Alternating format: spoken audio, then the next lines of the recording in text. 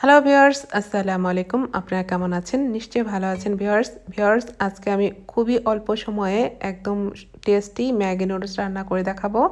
চলুন তাহলে বানিয়ে নিই। একটা ফ্রাই প্যানে আমি তেল দিয়েছি হাফ কাপের মতো, তারপর পেঁয়াজ কাঁচামরিচ আর একটু লবণ দিয়েছি। এখন আমি তেলের ভিতরে পেঁয়াজ কাঁচামরিচ ভেজে নিব। আর আপনাদের কাছে একটু রিকোয়েস্ট করে দিই, রেগুলারের মতো আমার চ্যানেলটি যদি আপনাদের ভালো লেগে থাকে প্লিজ সাবস্ক্রাইব করবেন, লাইক দেবেন, শেয়ার করবেন ফ্রেন্ডস অ্যান্ড ফ্যামিলির সাথে। ভিউয়ার্স, আমার পেঁয়াজ কাঁচামরিচগুলো কিন্তু ভাজা হয়ে গেছে অলরেডি। এই তো দেখতে পাচ্ছেন একটু হালকা লাল লাল হবে। এরপর আমি সবজি অ্যাড করব। এখানে আমি দিয়েছি গাজর আর বরবটি। আপনারা ইচ্ছা করলে আরও অনেক ধরনের সবজি অ্যাড করতে পারেন, আরও খুবই টেস্টি লাগে। আমার কাছে তো সবজি খেতে অনেক ভালো লাগে। তারপর আমি সবজিগুলো ভালো মতো তেলের সাথে ভেজে সেদ্ধ করে নেব। নিয়ে এই ফ্রাই প্যানেই আমি এই সবজিগুলো আলাদা একটু এক সাইড করে রেখে তারপর 2টা ডিম দিয়ে একটু লবণ দিব, দিয়ে একটু ঝুরি ঝুরি করে ভালো করে ভেজে নেব ডিম 2টা। আপনারা ইচ্ছা করলে আরও ডিম দিতে পারেন।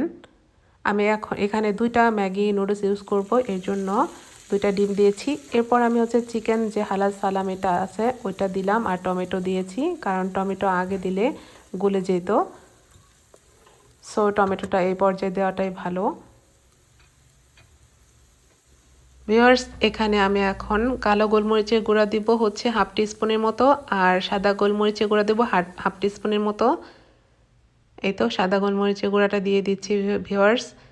এরপর আমি ম্যাগি নুডলসের মশলা যে থাকে ওইটার একটা প্যাকেট আমি এখানে দিয়ে দিব।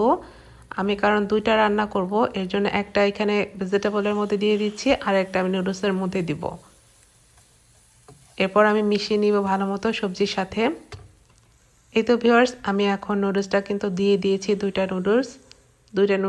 নুডলসের প্যাকেট আর কি। তারপর একটু পানি দিয়ে দিয়েছি যাতে নুডলসটা সেদ্ধ হয়। ভিউয়ার্স, এখানে আমি অল্প করে পানি দিয়েছি। এই তো ভিউয়ার্স, বাকি নুডলসের প্যাকেটটা আমি দিয়ে দিলাম এখানে, আর একটা নুডলসের প্যাকেটটা। এখানে বাড়তি লবণ দেওয়ার প্রয়োজন পড়ে না, কারণ আমি একটু লবণ দিয়েছি, আর নুডলসের মশলার প্যাকেটে যে লবণ থাকে ওটাই যথেষ্ট হয়ে যায়। ভিউয়ার্স, দেখেন আমার নুডলসটা রান্না করা কিন্তু একদম শেষ, খুবই ডিলিশিয়াস।